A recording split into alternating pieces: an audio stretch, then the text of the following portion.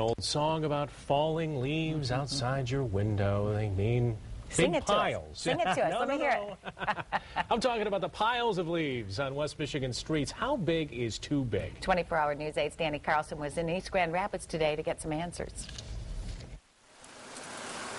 I think it's certainly dangerous. On a narrow street like this, in such a busy street, it would be easy for a car to crash, for someone to have to stop and swerve because of that pile of leaves. High as a car window and taking up nearly half the width of Plymouth Avenue in East Grand Rapids, armed with a yardstick, we wanted to know just how big this giant pile of leaves really is. Starting from the curb, this is 5 feet we have right here. A yardstick and 2 rollers. And you can see, if you look down the line, the pile still sticks out beyond that 5 feet. It's at least 4. And the highest pile here, more than 4 feet high and 5 feet wide.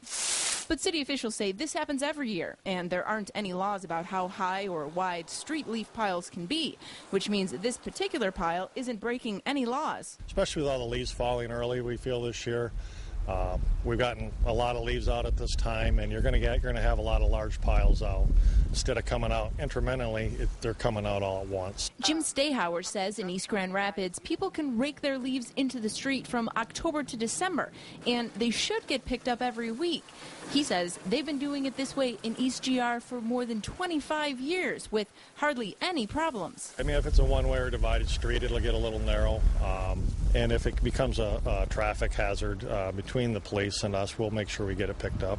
But Stahauer says don't drive through the leaf piles, since in East Grand Rapids they pick up any plant matter, so you don't know what might be in there. there's got to be something like a branch or part of a bush underneath here. For this particular pile, drivers by say they hope it's gone sooner rather than later. If it's getting cleaned up today, it'd be nice.